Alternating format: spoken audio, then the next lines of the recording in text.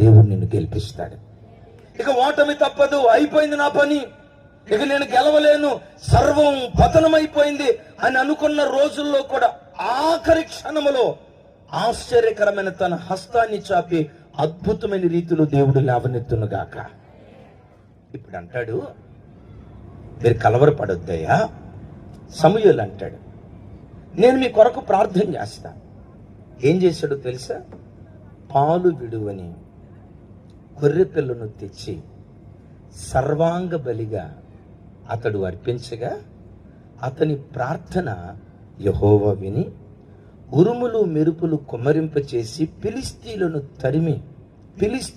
తరిమి ఓడిన చోటే తన ప్రజలైన ఇశ్రాయేలీయులను దేవుడు గెలిపించాడు. ఓడిన చోట దేవుడు మనల్ని గెలిపించాలంటే నంబర్ 1 ఉపవాస ప్రార్థన.